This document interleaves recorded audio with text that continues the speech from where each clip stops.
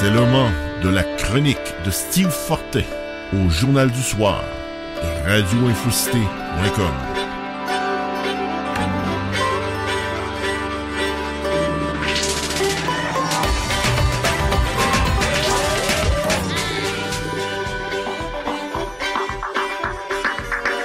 Et voici votre animateur, François Saint-Louis.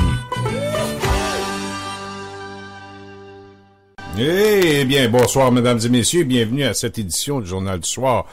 En ce 5 décembre 2017, 20 jours de Noël. Eh ben oui, ça s'en vient rapidement. Et ce soir, ben, on a un petit cadeau pour vous, chers auditeurs. On commence les fêtes, nous autres, puis on y va fort. Notre cher Steve Fortin est avec nous. Salut, Steve, comment ça va? Ça va très bien, toi? Oui, ça va très bien. Écoute, tu nous fais une surprise ce soir? Une surprise, je vais dire que je suis pas mal content que Benoît Dutrisac soit avec nous. Donc, il n'a pas donné beaucoup d'entrevues depuis la fin de son purgatoire médiatique, comme il l'a appelé lui-même. Mais c'est ça. Et puis, on va discuter avec lui ce soir et je le remercie beaucoup d'être là. Et je te laisse avec Benoît. Bonsoir, M. Dutrisac. Hey, salut, ça va? Ça va bien, ça va bien. Benoît Dutrisac, François Saint-Louis au micro. Je vous laisse tout de suite en compagnie de notre cher ami Steve Fortin. Merci d'avoir été là encore. Ça marche. Certainement. Donc, voilà, le premier sujet dont j'aimerais qu'on parle, Benoît, si tu le veux bien, c'est, tu avais parlé donc d'un purgatoire médiatique, de la fin d'un purgatoire médiatique, en fait, et du fait que, justement... En fait, Steve, j'ai parlé d'un purgatoire contractuel. Oui, c'est vrai, d'un purgatoire contractuel, oui. Oui. Et puis, quand j'ai vu ça passer, je me suis tout de suite demandé, donc... on savait, il y a une entente, tout ça c'est bien normal. Mais tu sais, quand tout ça s'est passé, puis on a longuement parlé de la fameuse entrevue avec Lino Zambito, celle qui a disparu à un moment donné et tout ça. Qu'est-ce que tu peux en dire aujourd'hui de cette entrevue-là, ou qu'est-ce que tu veux en dire? Qu'est-ce que je veux en dire? Je pense que c'était une entrevue qui était incontournable. C'est une entrevue à laquelle il n'y a pas de suivi, puis il n'y a pas de réponse. C'est une entrevue qui m'a amené à me pencher sur le cas de Luigi Coretti. Puis tout le monde a la même opinion de Luigi Coretti, pour ceux qui reconnaissent le nom. Tu dis, oui, c'est un bandit, c'est un croche. Puis là, quand tu constates qu'il y avait une accusation de fraude contre lui, puis c'est même pas lui qui a fait de la fraude, c'est Tony Tomassi qui avait bombé sa carte de Petro-Canada. Tony Tomassi, ancien ministre de la Famille, qui a d'excellentes activités parascolaires. Ben, là, tu dis, attends, Luigi Coretti, il est aussi dans la police militaire. Luigi Coretti a été appelé à son procès, puis finalement, le DPCP dit, Luigi, reste donc chez vous. Puis Luigi Coretti dit, non, moi, je veux faire entendre l'ancien chef de police, puis l'ancien ministre de la Justice, puis non, Luigi, retourne chez vous, tout est cool, tout va bien. Moi, j'ai jamais vu ça. Oui, pour que les gens qui nous écoutent là, comprennent là, le contexte de ça. Donc, bien sûr, dans le cas du procès de Luigi Coretti, il avait promis, on s'en souvient, dans le Journal de Montréal, on en avait parlé, il avait promis de citer à procès, dans le cadre de son procès, par exemple, l'ancien ministre de la Justice, Sécurité publique, Jacques Dupuis. Il avait aussi promis, donc, de mettre dans le box Jean Charest. Lui, il arrêtait devant rien. Il était déterminé à se défendre en cours. Et puis, il y a l'arrêt Jordan. Et puis, dans ce cas-là, il apparaît que, si on veut, la couronne a décidé de ne pas trop contester ça. Et j'ai été moi aussi un de ceux qui étaient bien... Mais de pas c'est ça, pas de procès. Donc, ils n'ont même pas eu de procès. Luigi Coretti a été retourné chez lui. Fait que là, moi, j'ai toujours trouvé ça un peu bizarre, et je pense que c'est un euphémisme. Mais dans la vie, tu fais des choix, puis il y a des choix qui sont plus risqués. Il y en a qui ont du courage, il y en a qui en ont pas, il y en a qui se cachent, puis il y en a qui tiennent tête. Fait que c'est un choix dans la vie. Moi, que tu veux, je fais mes affaires, puis les autres, que tu veux, qui vivent avec leurs conséquences. Là. Et si je comprends bien, donc, si c'est à faire, cette entrevue-là, tu la referais parce qu'elle était nécessaire et essentielle. Elle était nécessaire et essentielle, puis à ce jour, on voit Lino Zambito qui se démène, puis qui pose des questions, puis qui veut des réponses, et il y a Jacques Duchesneau qui a provoqué la commission Charbonneau, puis après, celui qui a permis d'ouvrir les portes puis qu'on voit ce qui se passe à l'intérieur du bordel, Lino est encore là, puis on voit encore aujourd'hui à TVA des rapports internes caviardés sur la situation à l'UPAC. Puis il m'a dit, la situation à l'UPAC, moi j'ai demandé souvent à Robert Lafrenière en entrevue, je l'ai même croisé par hasard à Télé-Québec, j'ai dit, qu'est-ce qui arrive? On peut plus se parler. Je l'ai invité au Franc-Tireur. Et son gendre, le boss, M. Prudhomme, le boss de la Sûreté du Québec. Puis là, ils ont tous refusé ces entrevues-là. Puis tu dis, moi, je pense que ce serait important de rassurer les gens, de savoir que les policiers de l'UPAC font leur travail, on leur permet de faire leur travail, on n'intervient pas de façon politique dans le travail des policiers, des enquêteurs, il n'y a pas de patronage, il n'y a pas, ce qu'on m'a dit, 300 dossiers sur les tablettes qui attendent d'être enquêtés, juste savoir ce qui se passe là. Il me semble que dans une démocratie, c'est important d'avoir confiance aux services policiers. Et s'il y a une chose qu'on peut dire, pour l'avoir reçu ici à quelques reprises à cette émission-ci, Lino Zambito, il est allé parfois de déclarations, certaines personnes, même dans le milieu journalistique, qui m'écrivaient en privé, « Oh, c'est gros ça ».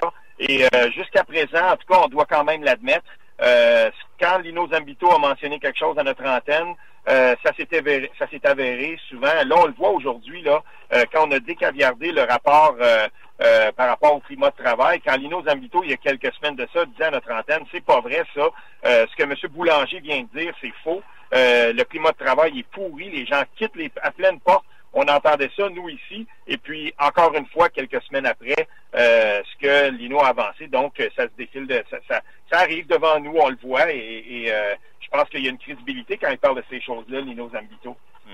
Mais c'est grave de voir, tu sais, là, je peux en parler un peu, mais c'est grave de voir un parti politique comme le Parti libéral boycotter une émission comme j'avais le midi. Mais il n'y a personne qui a dit quoi que ce soit. Tout le monde au Québec trouve ça normal. On trouve pas ça normal que Carey Price soit absent 2 semaines. Là, c'est vraiment les théories du complot. Mais qu'une émission soit boycottée par le parti, par le gouvernement, ça. Puis moi, dès que je partais en vacances, là, tu voyais venir têter tout ce que j'avais créé comme émission, tout ce que j'avais mis en place, la fidélisation des auditeurs. C'est pas mon remplaçant qui a créé ça, là. C'est moi et le choix des collaborateurs et l'équipe de recherchistes et Larry Dufresne à la réalisation. C'était un travail d'équipe. Puis là, tout à coup, moi, je sortais des ondes. Tu avais toute la gang de libéraux qui venaient à 4 pattes, là, puis nous renifler le péteux de tout le monde. Là, tu dis, hey, c'est vraiment... Puis il n'y a personne qui est offusqué de ça, puis il n'y a personne qui trouve ça étrange, tu sais, ou injustifiable. Mais ça, Benoît, est-ce que c'est quelque chose que tu as eu un peu... tu sais, ça a dû te faire de quoi quand même que ça arrive, ça, et puis, ben là, tout à coup, il me semble que j'ai pas senti... un incroyable mouvement de solidarité pour dire, regarde... Pas tout. Non, mais pas tout. Pourquoi? Comment t'expliques ça? Pourquoi? Comment t'expliques ça? C'est facile à expliquer. Money talks. Ouais. C'est tout. Ouais, c'est tout. Ouais. Puis la solidarité, la loyauté, oublie ça, là, ça existe pas. On regarde nos poches, c'est ça qui est important. C'est correct, c'est un choix. C'est un choix, ouais. Puis chacun fera son choix, et puis moi, je ferai les miens dans les mois à venir. Ben, écoute, c'est bien dommage parce que je vais le dire comme je le pense. Et il y a tellement de gens, j'ai écrit quelques textes là-dessus, ce que j'en savais. Et je peux te dire une chose, il y a beaucoup de gens qui me disaient, moi j'écoutais l'émission, puis j'ai vu plein de gens qui te l'ont dit à toi aussi. Moi j'écoutais l'émission de Benoît Dutrisac parce que on avait l'impression que peu importe le parti politique, peu importe le politicien ou n'importe quel domaine, ouais. Quand on était à ton micro, c'était pas de la bullshit, puis tu faisais pas ressasser les lignes de presse qui avaient été préparées par l'attaché politique ou par un système tu sais, non, quand on arrivait là, tu voulais avoir des réponses et tout ça. Puis, je pense que les gens étaient vraiment attachés à ça. On retrouve pas ça beaucoup quand même dans le paysage médiatique là, en général, non? Ah, ça c'est pas à moi de juger ça, tu sais. Puis chacun fait sa job à sa façon, avec leurs intentions qui leur sont propres. Là. Tu sais, chacun est motivé par ses propres intentions. Fait que moi, mes intentions, je les connais. Ceux des autres, ça, tu sais, je m'en fous, là, ça me regarde pas. C'est aux auditeurs de le savoir, aux téléspectateurs. Moi, c'est vrai. sais que dans ces conditions, 6 jours par semaine, je sais que ma mère a fait des ménages, puis je sais que c'est quoi manquer de fric parce que j'ai été auteur dans ma vie. Puis je sais c'est quoi d'être à la réception d'une entreprise en attendant une job ou une entrevue.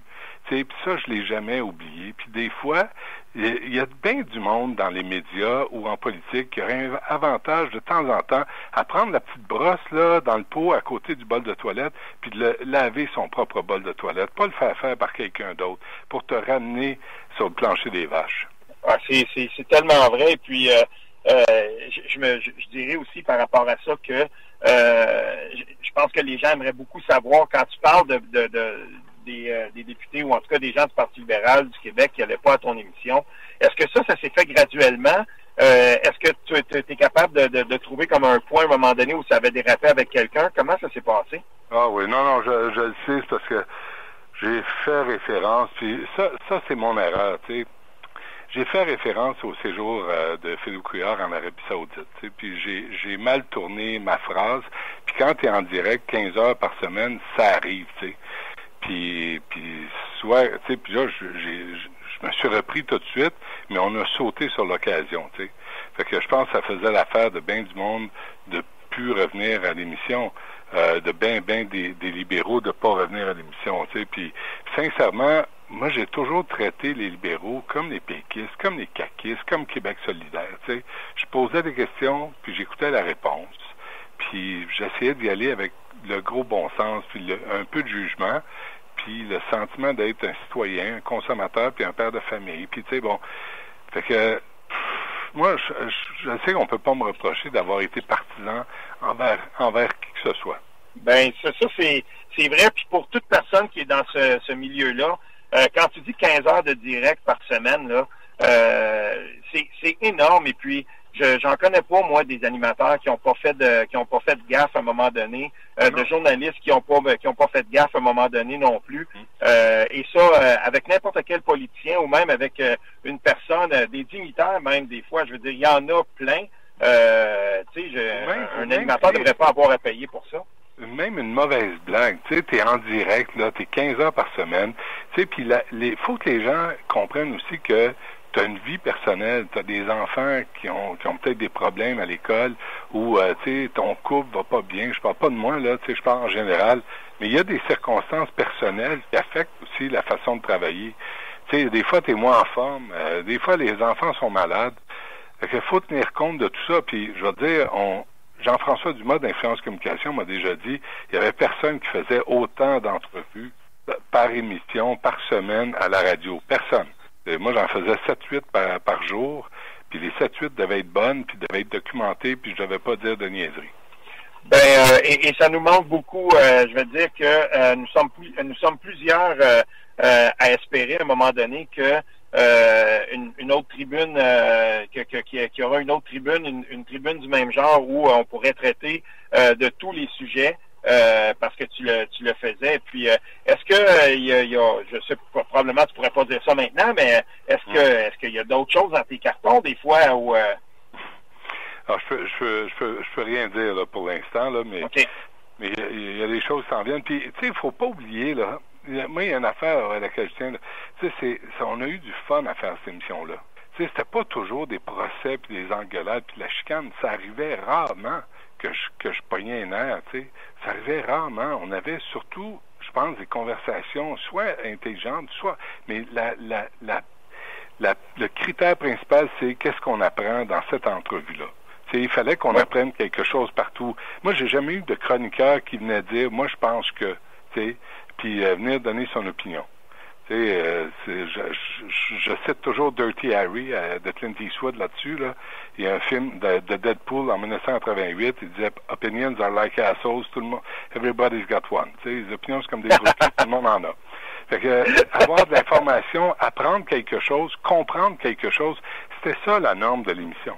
Ah, puis ça manque, je dois le dire.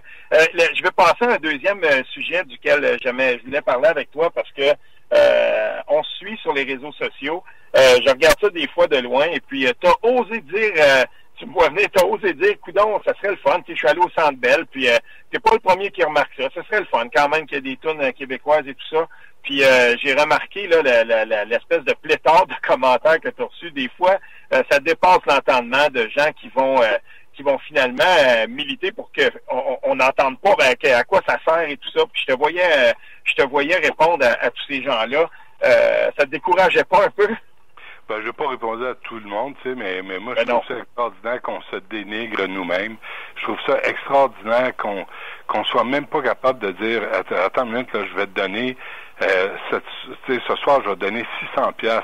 Puis là, il faut c'est comme si on nous faisait de la charité de reconnaître notre culture francophone, puis d'en jouer, hey, c'est même pas 80%, là, on demande juste moitié-moitié, c'est trop demandé. Puis le DJ du Centre Bell m'a dit, hey, j'ai fait jouer 5 tunes. Il m'a dit, il y en a une que j'ai pognée là-dessus, là, c'est Charles Lebois, elle a joué une seconde et quart, l'arbitre a mis la rondelle au jeu. Fait que les autres, je sais pas quand est-ce qu'elles ont joué entre les périodes, mais c'est à la limite baveux envers les clients, envers ceux qui payent leur bière 11$, puis qui ont du fun, puis qui viennent payer le salaire de Patcherity, puis Plicanec, qui disent même pas bonjour, merci, puis ils sont à Montréal. Et je trouve que d'un point de vue marketing, c'est sans dessein. Parce que tu sais, à Détroit, puis tu regardes le match, tu dis, coudonc, est-ce qu'ils sont à Cincinnati? Ben non, ils sont à Montréal. Puis à Montréal, c'est francophone. Puis de temps en temps, on va écouter n'importe quoi, là. Yann Perrault, Pagliaro, Ariane Moffat. Il y en a des tunes qui brassent puis qui sont le fun. Loco-Locas, c'est pas comme si on Marimé, elle a des tunes qui brassent. C'est pas comme si on n'avait pas de musique entraînante pour le Centre Bell, mais vu qu'on demande rien, puis on est toujours à quatre pattes, puis on s'excuse d'exister, ben pourquoi pas? Hey, souviens-toi, Steve, là, on célébrait les 100 ans du Canadien avec quelle tune? Te souviens-tu?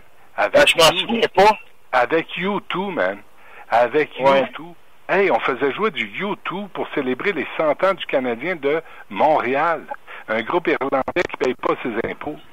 Des fois, je trouve ça décourageant moi-même, mais il y a une chose, par contre, des fois, je me demande à quel point les gens qui sont au Centre Bell, parce qu'il y a une chose qu'on oublie parfois, autant ceux qui vont dire c'est pas important le français, puis achète-nous pas avec ça, je vais voir là pour voir les Canadiens, puis de toute façon, qu'est-ce que ça change? On oublie à quel point le sport est un vecteur de patriotisme puissant, et depuis qu'on est capable de faire une projection du drapeau canadien sur la glace au Centre Bell, on te l'entre de carré, là, tu sais, cet hymne national-là. Non, moi, je trouve que c'est aberrant qu'on soit pas capable de faire une plus grande place que ça, que ce soit au Centre Bell ou à la radio, mais ça, que voulez-vous... mais moi, j'ai pas de problème avec le drapeau canadien au Centre Bell parce que on est toujours dans le Canada, tu sais. Fait que moi, là-dessus, là, je m'obstine même pas. Je me lève pour l'hymne national, puis écoute, je m'obstine même pas là-dessus. Mais t'es au Québec, t'es à Montréal, puis on est même pas capable de reconnaître la culture parce que les gens qui sont là la reconnaissent même pas eux-mêmes. C'est quand même extraordinaire. Ah, oui, tout à fait. Et dis-moi, en général, quand tu regardes, parce que là, j'imagine quand tu fais ton show, t'es là pendant 15 heures semaine, t'es là-dedans et tout ça, mais depuis que tu as été capable de prendre un peu de recul, parce que j'imagine que ce fut le cas, depuis que tu as eu la chance de prendre un peu de recul de tout ça, puis est-ce que tu as retrouvé toute ta liberté d'être capable de commenter? Est-ce que tu peux vraiment dire, bon ben, voici ce que je pense de l'État du Québec, tu me parles un peu de par exemple, l'UPAC et tout ça. Est-ce que tu as retrouvé toute la latitude de pouvoir commenter? Est-ce que tu veux t'en servir? Mais ça m'intéresse, mais vraiment, j'ai rien à dire. Tu sais, sincèrement, là, on m'a proposé plein d'affaires. Tu sais, on m'a proposé d'écrire dans des magazines, dans les journaux. J'ai pas d'opinion à donner. Moi, j'ai des questions à poser. Tu sais, je suis pas là pour faire la morale aux gens. Je suis pas là pour leur dire quoi penser. Moi, je me pose des questions. Moi, je suis là, le Centre Bell, samedi soir, j'ai du fun, j'aime le Canadien. J'étais avec mon chum qui m'a amené, tu sais, puis j'ai payé le lunch, ça a coûté cher, puis c'est pas grave, ça roule, puis c'est pas important, ça. Fait que je suis pas là pour donner mes opinions, je suis juste là pour poser des questions, puis sincèrement, j'ai pas besoin de ça. J'ai pas besoin de toujours me prononcer sur chaque goutte de pluie qui tombe, tu sais. J'ai pas besoin de ça. C'est pas dans mon ADN, ça. J'aime ça poser des questions. J'aime ça comprendre ce qui se passe. J'aime ça faire avancer les débats de société. Mais commencer à donner mon opinion, je sais pas si tu as remarqué, mais dans l'émission que je le faisais rarement. Oui, c'est vrai. Puis non seulement ça, mais ça faisait en sorte, me semble-t-il, que on était capable de te retrouver dans à peu près dans tous les segments de l'émission. Il y avait un intérêt là, il y avait quelque chose qui sortait. Moi, je me souviens des segments que tu avais sur c'était Christian Page, je crois, qui était là, qui arrivait des fois, puis on peut parler des théories du complot, peu importe, tous les segments qu'on faisait, il y avait là un florilège qu'on retrouve peu quand même à la radio, puis je dois l'admettre que c'était rafraîchissant. Et oui, non, c'est clair que ça manque. Mais là où je voulais en venir, en fait, c'était que je regarde le paysage de la radio présentement.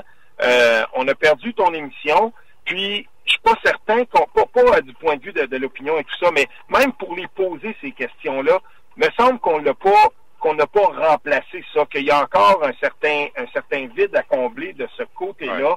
Ouais. Je suis pas tout seul à penser ça. Une des formules que j'avais, là, puis que j'ai remarqué qui a été reprise depuis,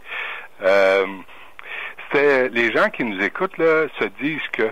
Puis moi, j'essayais toujours de me mettre dans la peau des gens qui étaient, soit dans leur voiture ou travailleurs autonomes chez eux, puis qui écoutaient l'entrevue, puis ils disaient, oui, mais moi, j'en retire quoi? Ou collectivement, on en retire quoi? Ou pourquoi c'est comme ça encore aujourd'hui? Il me semble que le problème aurait dû être réglé. Fait que j'essayais de me mettre dans la peau des gens qui nous écoutaient pour toujours rester connectés. Puis quand j'avais des chroniqueurs, moi, ma job, c'était de les mettre en valeur. C'était pas de les coincer ou les abaisser, mais c'était de les amener par des questions à donner plus, puis à donner mieux. Puis c'est pour ça que ça marchait bien. Oui.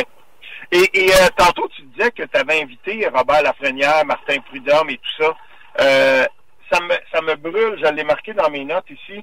Si tu avais eu Robert Lafrenière en entrevue, quelle aurait été la première question que tu aurais voulu lui poser? De même, là, ça devient-tu?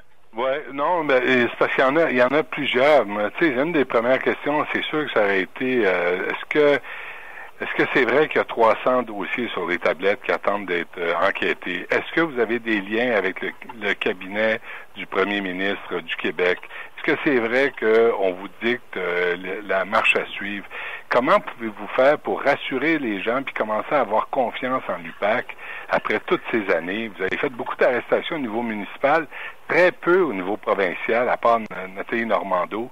Il y avait une série de questions faciles à poser, là. Moi, on m'a dit qu'il y a des gens à l'UPAC, je sais pas si c'est vrai, là, mais il y a des gens à l'UPAC qui rentrent 1 heure puis qui chargent 8 heures. Je ne sais pas si c'est vrai. Mais moi, on m'a dit ça. Puis là, il faut que quelqu'un réponde à ces affaires-là pour rassurer la population pour qu'on ait confiance en l'UPAC. C'est important, là, l'UPAC. Moi, je veux avoir confiance en Robert Lafrenière puis en son équipe. Ben, des fois, je me demande si ça va être possible dans la mesure où, puis j'ai lu ça là, récemment, quelques chroniqueurs qui l'ont évoqué, à partir du moment où on ne sera pas capable de nommer ce poste-là aux 2 tiers, pour que ce soit vraiment un poste qui est au-dessus de toute nomination, tu sais, je pense que j'ai confiance dans les enquêteurs. Tu sais, je veux dire, il faut avoir confiance dans tout ça. Puis je suis certain que les gens font un travail, mais comment peut-on avoir confiance en ça quand le premier ministre lui-même s'acharne, il va nommer tous les autres postes autour et tout ça, mais pour une raison que j'ignore, il y avait la chance dans l'étude du projet de loi 107. Tu sais, tout le monde était rendu là, mais il veut absolument pas abandonner ce morceau-là. C'est difficile de faire confiance après, là. Mais tu sais, en même temps, moi, je suis rendu à un point, tu sais, demain, au Frontiera, c'est Vincent Gratton qui vient. Puis, à un moment donné, je lui dis, tu sais, à quoi ça sert tout ça, finalement? Tu sais, parce que t'as beau exposer la magouille, t'as beau avancer des chiffres, donner des dates. Regarde le rapport de Duchesneau, là, qui est mis sous scellé jusqu'en 2096. Ouais. Le 2e rapport de Duchesneau. Comment se fait qu'on accepte ça, collectivement? Comment ça se fait qu'on dit, OK, c'est pas grave? Mais là, on vit au Québec, puis sur la plaque d'immatriculation, ça devrait pas être « je me souviens », ça devrait être « c'est pas grave ». Parce qu'il n'y a rien de grave. Ouais. Fait que là, on se ramasse avec ça, puis il y a des gens qui ne rendent pas de compte. Puis, regarde, c'est comme ça. Moi, je trouve ça un peu décourageant, honnêtement. Ben, je le suis souvent. J'essaie de pas baisser les bras, mais je vais t'avouer que il y a des jours où je me demande moi aussi à quoi ça sert tout ça. Puis comme tu dis, ben dans ces temps-là, j'aime autant regarder autour de moi, puis je me dis que il y a ça, puis que c'est le principal. Il y a rien d'autre. Mais et en même temps, le lendemain, ben, quand c'est le temps de m'indigner, ben, je m'indigne aussi pour ceux qui sont autour de moi. Ouais, mais c'est de trouver des solutions puis de trouver des réponses parce qu'il y a les enfants qui suivent, tu sais. Puis là, Sébastien Proulx, il est là, le ministre de l'Éducation. Puis je vais dire quelque chose, si on continue, là tout à coup, il annonce là, des investissements de 120 millions. Là, tu t'attends, ça faisait couper 1 milliard, tu sais. Là, tu dis, attends une minute, là, tu sais, là, on va arrêter de se faire remplir, puis vous allez pas jouer au Père Noël comme ça, tu sais, 1 an avant les élections. Mais est-ce qu'on est sans dessin à ce point-là? Est-ce qu'on va avaler l'hameçon à ce point-là? Ben, sais-tu qu'est-ce qui manque, à mon avis, en tout cas, récemment, là, je ne sais pas, Patrick Lagacé était passé là, à l'émission le mercredi, les enfants de la télé, puis on a repassé un petit bout de rien de quand il avait participé au Scrum avec Sam Hamad. J'ai réussi à retrouver l'extrait complet qui dure plus de 12 minutes. Et puis, m'a dire, il n'y a pas beaucoup tu sais, il a été brassé cette fois-là, Sam Hamad. Puis, je sais que Patrick Lagacé s'est excusé à un moment donné d'avoir un peu bousculé l'attaché politique qui, pendant le long extrait, essaie de tirer son ministre de là 2, 3, 4 fois. Puis non, tu vas rester là puis tu vas répondre aux questions. Ben, j'ai la prétention, et je l'ai intrinsèquement, que si on avait plus de journalistes, s'il y avait plus de gens pour faire répondre tous les politiciens, peu importe le parti, peu importe le niveau de gouvernance, ben, à ce moment-là, il me semble que ça commence là. Puis, ça manque ça. Tu sais quoi le problème à ça? Là, les firmes de communication, là, puis les agences, là, puis les conseillers, puis les consultants, puis les anciens qui ont leur pension puis qui reviennent avec un nouveau salaire, ben, conseillent tous les ministres de ne plus se présenter à ce genre d'entrevue. Ils préfèrent passer leur tour que venir répondre. Puis, écoute, ils gèrent nos budgets, ils gèrent les lois. Il devrait répondre aux questions des citoyens. Tu sais. Ben ça c'est essentiel parce que l'imputabilité dans notre système parlementaire, il y en a pas beaucoup et je veux dire c'est la base de tout puis ça manquait et j'ai toujours eu l'impression, Benoît, puis je te le dis sincèrement, j'ai toujours eu l'impression que j'avais un tout petit bout d'imputabilité qui se passait chez vous à la mesure de tes moyens que tu avais tout ça, mais c'est ça. C'est un petit peu de ça, moi, qui me manque. Et j'avais l'impression que quand on faisait une entrevue chez vous, ben il fallait y répondre. Puis quand Michel Sauger fait des entrevues avec des politiciens, ben j'ai l'impression que Michel Sauger il est capable d'aller en chercher un petit peu plus, puis qu'on va avoir un petit peu plus de réponses. Mais il n'y en a pas assez de ça, me semble-t-il. Ouais. Et ça me manque beaucoup, beaucoup, Benoît. Puis écoute, faut pas que notre jupon dépasse. La vraie job, là, c'est que tu peux pas arriver avec une couleur dans tes shorts, là. Il faut que tu sois sur la ligne, puis il faut que si t'es tough dans la vie, il faut que tu sois tough avec tout le monde. Si t'es complaisant, ben t'es complaisant avec tout le monde. Oui, oui. Mais pour que les gens comprennent bien, je veux citer un exemple là-dessus. J'ai eu la chance de travailler avec un gars de radio que j'ai beaucoup aimé à Radio-Canada, qui s'appelle Daniel Mathieu. Il était dans l'Outaouais. C'est un gars de Matane, mais il était dans l'Outaouais à la fin. J'ai travaillé sur le show du retour avec lui. J'ai fait 3 ans à faire des chroniques avec lui, puis je te le jure, je l'ai entendu faire plusieurs entrevues avec toutes sortes de monde, des politiciens inclus. Quand il a pris sa retraite l'année passée, c'est drôle parce qu'on était dans une fête avec lui. J'ai serré la main, puis j'ai dit, toi, tu le sais, moi, je me suis jamais caché. Je suis revenu dans les médias, mais je l'ai tout de suite dit qu'est-ce que je faisais. Lui, j'étais pas capable de le dire. Ça veut dire quelque chose. Je l'ai entendu faire des entrevues avec tout le monde dans nos petits studios régionaux. J'ai jamais été capable de dire tu sais, non, j'avais aucune, je connaissais pas ses opinions politiques et tout ça, mais il avait posé des questions à tout le monde. Me semble-t-il que il y avait là quelque chose de noble, là, parce qu'il était comme toi. Il posait les questions, mais c'était ça. Mais moi, je suis sûr qu'il y a, honnêtement, là, puis je le dis très honnêtement, il y a du bon monde dans tous les partis. Dans le Parti libéral aussi, là. Il y a des gens dévoués, il y a des gens droits, partout, aussi dans le Parti libéral. Là, il faut voir la direction de ce parti-là. Tu as fait des entrevues avec Robert Poitier, tu l'as eu souvent à ton antenne. Stéphanie Vallée, la veille de mon congédiement, j'avais Stéphanie Vallée en ondes. Je n'ai pas arraché la tête. On a parlé d'un projet de loi. Oui, c'est vrai, je m'en souviens. Et puis, tout à fait, il y a des gens de valeur dans tous les partis et il faut pas l'oublier, ça. Mais en même temps, l'imputabilité, elle, devrait prévaloir tout le temps et partout. Et c'est pas normal que le premier ministre du Québec soit capable à un moment donné de monter sur son piédestal et de dire ça suffit. Et là, on saura pas ce qui arrive avec Amorphix, avec Hans Black, avec les liens qu'il pourrait avoir, alors que ce monsieur-là occupe un poste qui devrait lui imposer la plus grande imputabilité. Et ça, maintenant, j'ai pas l'impression qu'on l'a, et on est de plus en plus à le penser. Donc, voilà. Écoute, je suis vraiment, vraiment content que tu aies pris le temps de faire ça avec nous, Benoît Dutrisac. Et puis, j'espère qu'à un moment donné, n'importe quand, si jamais tu as le goût soit de poser des questions, si tu as le goût de jaser avec nous, sache que notre antenne, c'est comme ça que ça se passe. Avec nos modestes moyens, on aime ça avoir des discussions comme celle-là. Et me semble-t-il que ça fait le plus grand bien des avoirs. Merci beaucoup d'avoir été là, Benoît. Ça fait plaisir. Merci, Steve. OK, salut bien. Benoît Dutrisac, est-ce que vous êtes encore là?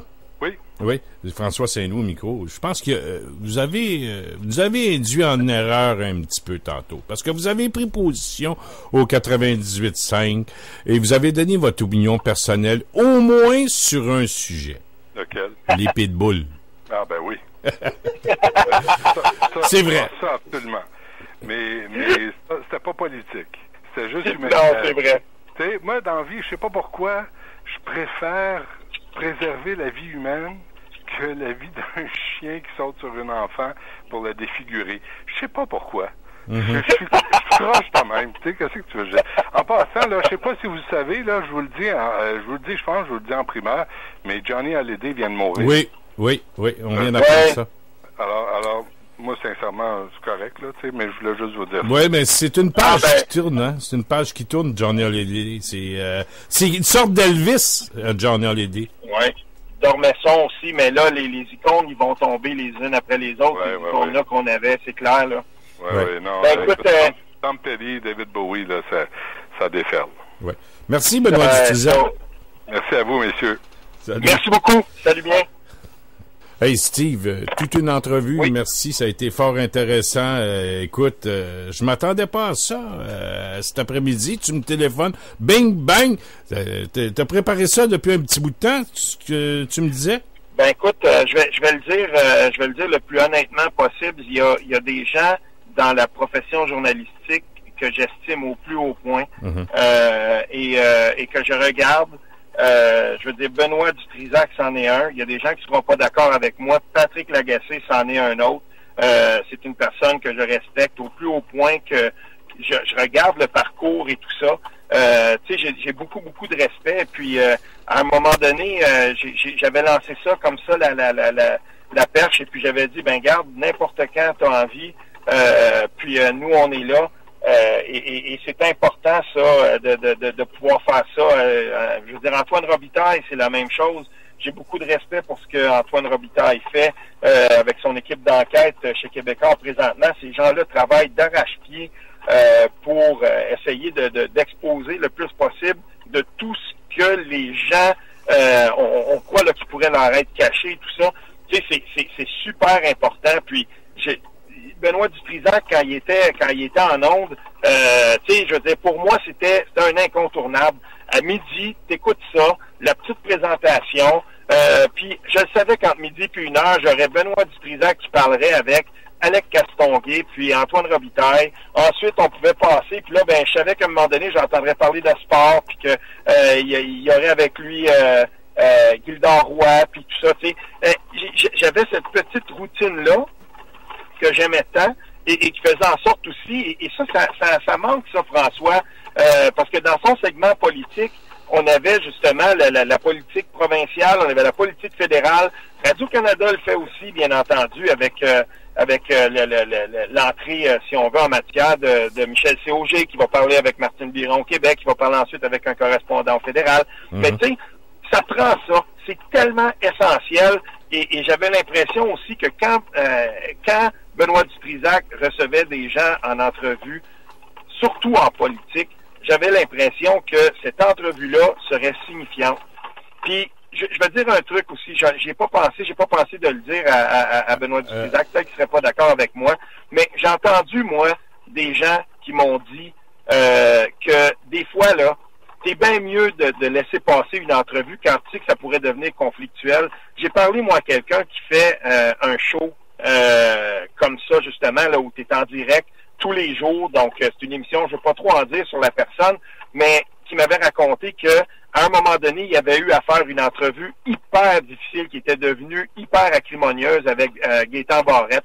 Puis quand tu as un plan d'émission devant toi, puis tu sais que ça vient d'arriver, mais il te reste 1h30 de show, puis que tu es tout décontenancé, parce que ça peut arriver, ça peut être déstabilisant de faire une entrevue avec un gars comme Gaétan Barrette, si ça va vraiment mal et tout ça, mais dans 1 minute et demie après, il va y avoir d'autres choses qui vont suivre. Peut-être que la prochaine fois, tu te dis, ben, sais-tu quoi, je vais pas aller jusque-là.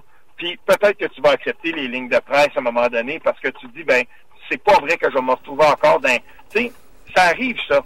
Ouais, mais moi, je l'ai entendu si on me l'a compté. Oui, tout à fait. Tu as raison, mais c'est les risques du métier. Hein. Écoute, Benoît Dutrisac était prêt à remplir ce rôle. Et je pense qu'il le faisait très bien. Et je t'appuie totalement quand tu dis que il nous manque Benoît Dutrisac.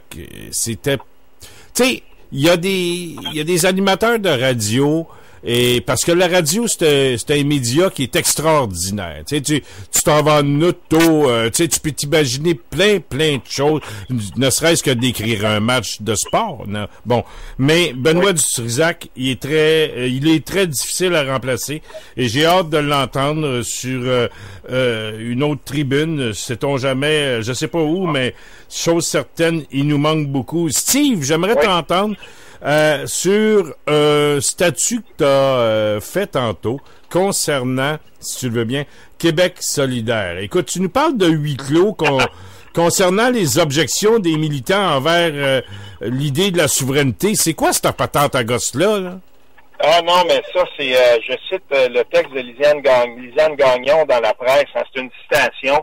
Donc, d'après ce que j'ai compris du texte de Lisiane Gagnon, elle était au Congrès. Puis c'est elle qui rapporte ça, si on veut. Là. Tu sais, elle disait que ça s'est fait à huis clos. Mais moi, il y a une chose. Ça fait quelques fois que je le mentionne. J'en ai moi un peu de la façon dont tout ça se tient.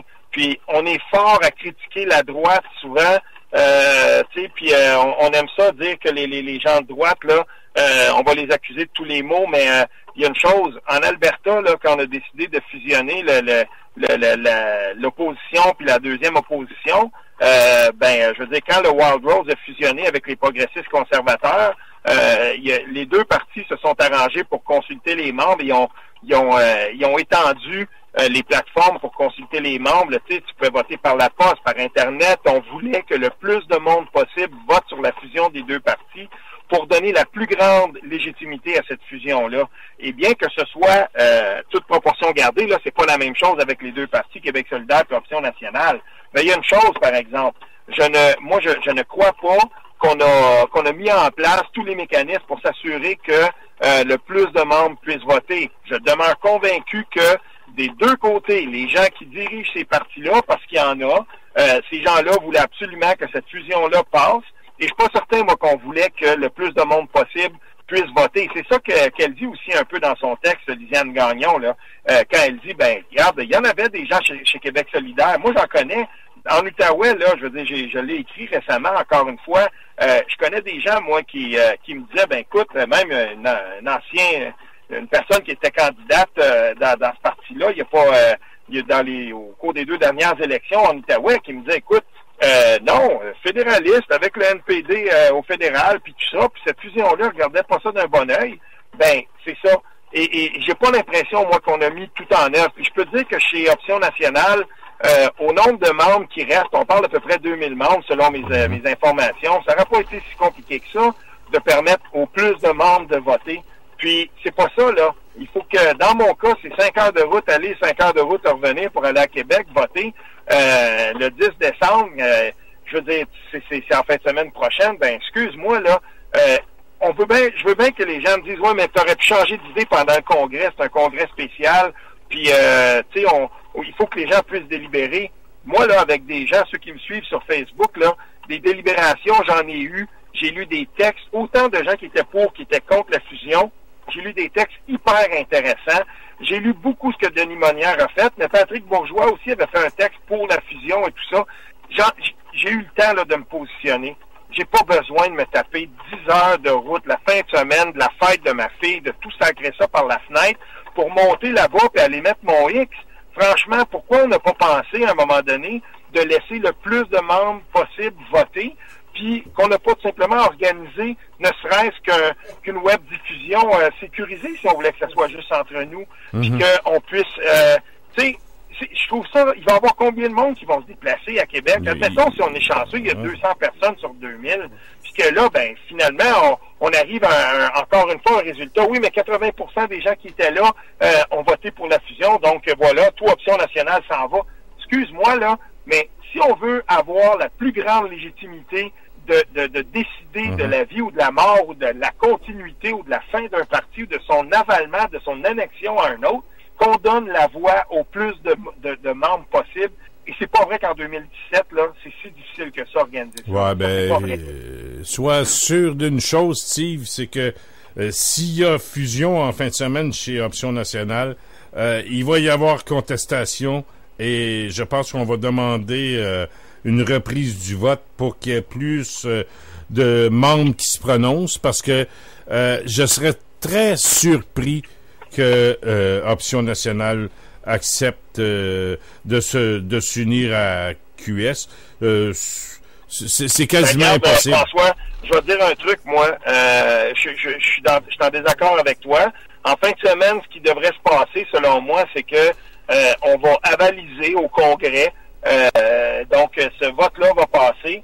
Puis, ce qui risque d'arriver, c'est qu'il y aura des gens, probablement, des irréductibles, qui vont dire, ben voyez-vous, nous, on croit que c'est toujours nécessaire qu'il y ait une autre voix résolument et indépendantiste. Puis, moi, je vois Denis Monnière avec d'autres gens, avec Jocelyn Beaudoin, avec Luc Lefebvre, avec d'autres gens qui vont dire, ben écoutez, si cette option-là n'existe pas, puis qu'on est avalé par Québec solidaire dans les conditions actuelles, ben nous, on va repartir ça sur un autre nom, on va faire autre chose. Parce que il y a plein de gens aussi, là, il y a une chose, là. Moi, quand je regarde ça, puis je regarde les délibérations qu'il y a eu en congrès, je lisais le texte de Lisanne Lafontaine, mais c'est pas la seule place. Il y a plein de gens qui ont écrit sur les différentes délibérations, si on connaît assez les membres les plus actifs sur les réseaux sociaux et qu'on est abonné à eux. C'est pas tout le monde là, qui était content de comment ça s'est passé là-bas.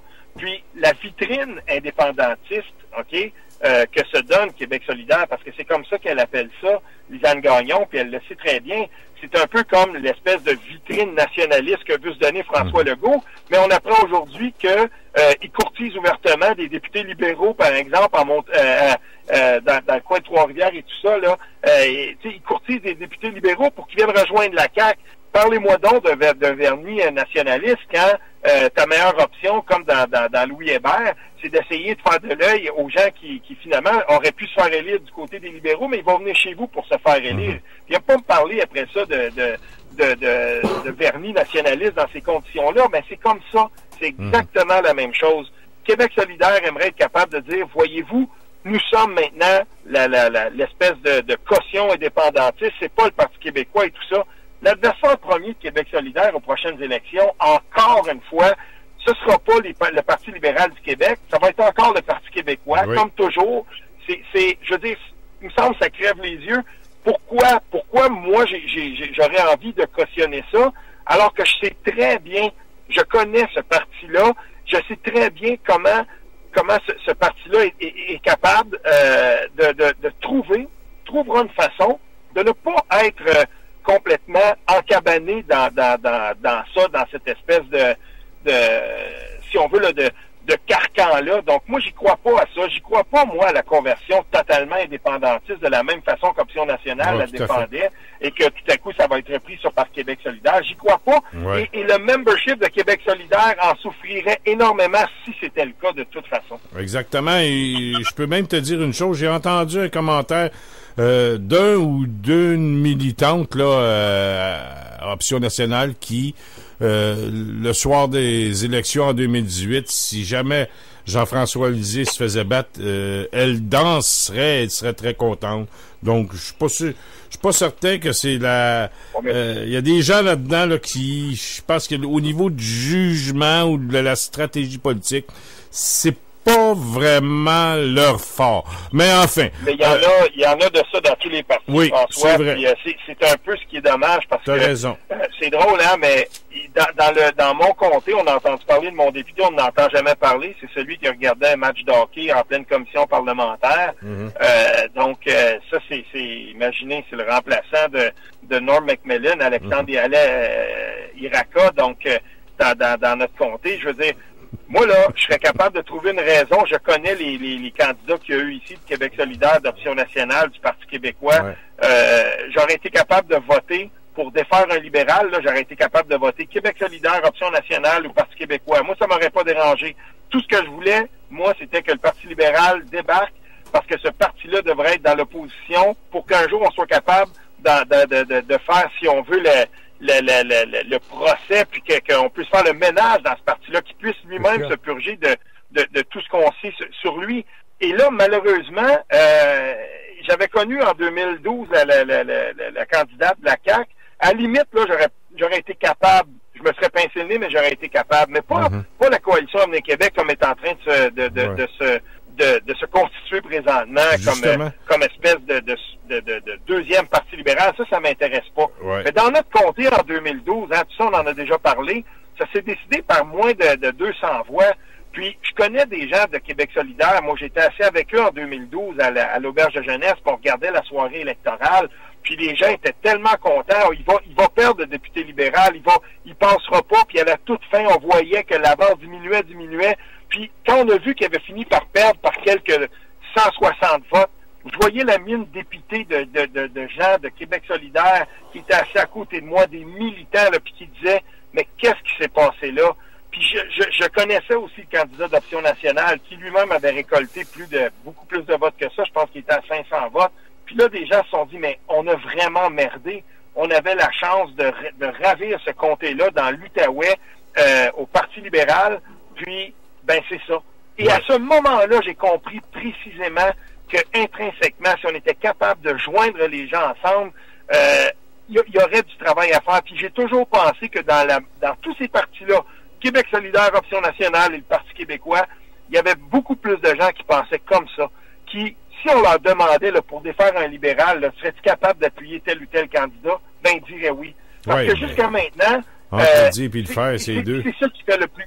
Et c'est ça qui nous fait défaut. Oui. Entre le dire et le faire, c'est deux. Je suis certain que Québec solidaire va avoir 125 des candidats prochaines. Enfin, écoute, je vais t'amener parce que le temps file.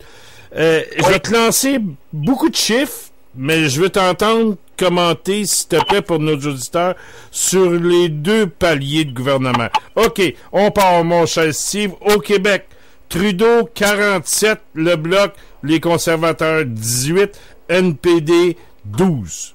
C'est quoi ta réaction? Les échantillons régionaux sont petits, donc il faut faire attention à la ventilation régionale de ces sondages-là. Comme je le dis souvent, la méthodologie fait foi de tout. Donc, il peut y avoir de la distorsion quand il y a des échantillons régionaux. Toutefois, c'est au Québec, il y a une chose qui est certaine, c'est que Justin Trudeau maintient quand même encore une certaine estime au Québec et pour les gens, il faut faire attention, ceux qui répondent aux sondages et tout ça, c'est pas nécessairement des gens tout le temps qui sont les plus politisés, on y va au hasard.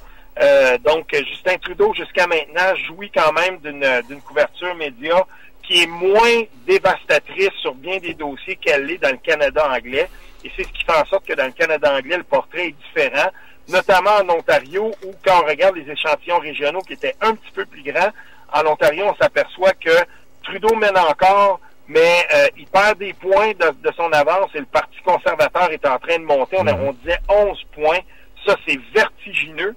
Et il y a aussi le fait que, et ça se produit pas au Québec, parce qu'il y a un électorat captif libéral qui va toujours voter libéral tant au provincial qu'au fédéral, tandis qu'en Ontario, en ce moment, le gouvernement de Kathleen Wynne au provincial tire la marque de commerce vers le bas, et c'est un ancien député du Parti conservateur fédéral, Patrick Brown, qui est au provincial, qui est chef des conservateurs au provincial en Ontario, puis lui, c'est vraiment un conservateur, mais un Red Tory, comme on dit. C'est quelqu'un qui est quand même qui peut être attrayant pour des électeurs libéraux là-bas. Ça se produit pas, ça, ici, François. Un libéral, tatoué libéral, qui fait partie de l'électorat captif libéral, va toujours voter libéral. Et puis, ça fait en sorte qu'au Québec, Justin Trudeau, probablement, verra si on veut, là, son étoile pâlir moins rapidement. Mais on le voit, là, de plus en plus, la couverture, ça commence un petit peu là, à s'équivaloir entre ce qu'on voit au Québec et ce qu'on voyait dans le Canada anglais. Et puis, c'est difficile à défendre, sa réforme fiscale, ce qui se passe avec si on veut, les paradis fiscaux, les décisions qui ont été prises et qui ont fait en sorte, par exemple, que le ministre des Finances a été capable on parle de délit d'initié, on le dit pas ouvertement, mais c'est un peu ça, de ça qu'on accuse le ministre des Finances. Moi, si je suis dans le pot de Pierre-Carl Péladeau, présentement, je me dis, mais tabarnouche, lui, il a eu une couverture qui était dévastatrice sur ces questions-là, et il commence à être temps qu'on lève le flag pour dire, ben écoutez, là, attention, parce que c'est ce qui est en train de se passer avec le ministre des Finances du Canada, je veux dire, c'est très grave là, quand même. Là, on commence à le voir un peu. Ouais. Et écoute, il nous reste 4-5 minutes. Oui. J'aimerais t'entendre au niveau québécois maintenant. Évidemment, on a un sondage 36, 32, 19, mais puis là, arrive-moi pas, Steve, avec l'échantillonnage, etc. On vient de passer à une élection partielle dans l'Ouébert, dans la région de Québec. Les chiffres sont les suivants dans le sondage d'en fin de semaine. 48 CAQ, 20 PQ, 19 libéral. C'est à peu près les chiffres de l'élection partielle, non? Ben écoute, sur ce sondage-là, je veux surtout parler du 19% qu'on crédite au Parti québécois. OK? Là, ce qui se passe là présentement, c'est que on est dans une dynamique où il y a un effet d'entraînement évident là, comme solution de remplacement vers la CAQ. François Legault jouit quand même d'une couverture médiatique qui est assez favorable. C'est pas le cas de François de Jean-François Lisée. Et il faut pas oublier une chose, c'est que Jean-François Lisée se fait tirer des appuis de tous les côtés. Il s'en fait tirer à gauche par Québec solidaire, s'en fait tirer à droite. S'il prend pas une position qui est assez ferme sur la laïcité, il va perdre des gens qui vont s'en aller à la CAQ.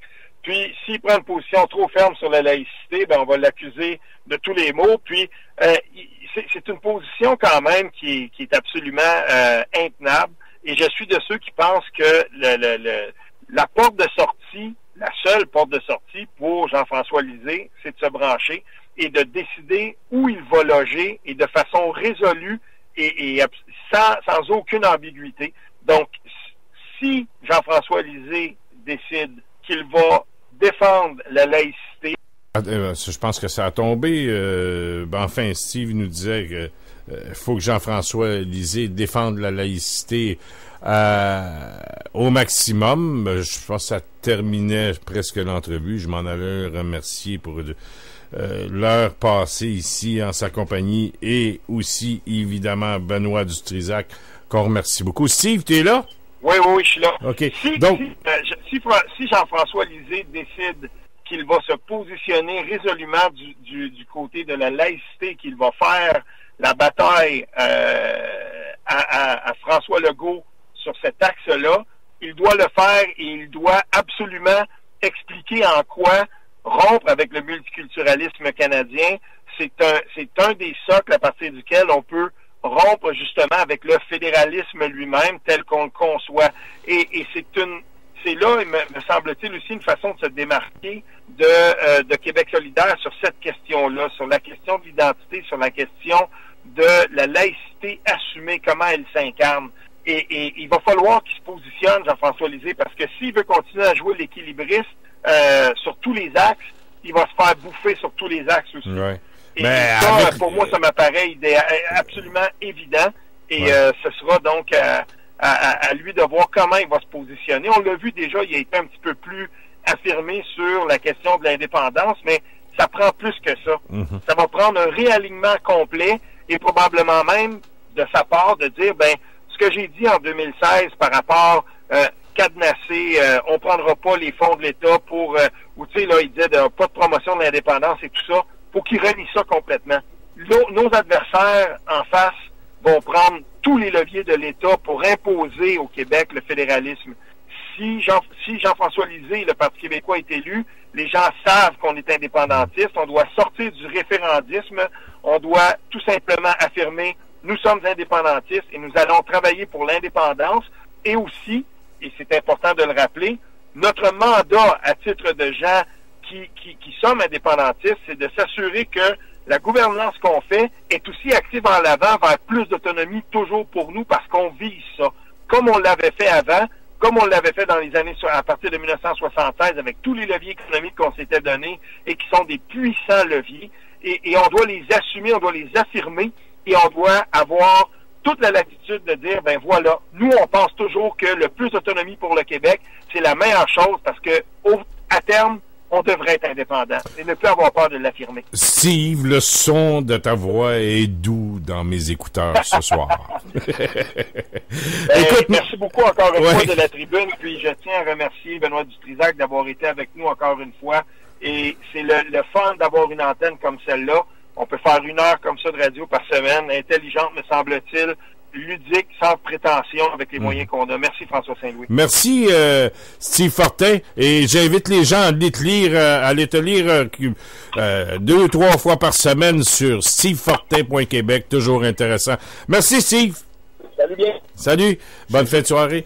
C'était le Journal du Soir sur radioinfocité.com avec François Saint-Louis. Pour tout commentaire, nous vous invitons à nous écrire info@radioinfocité.com.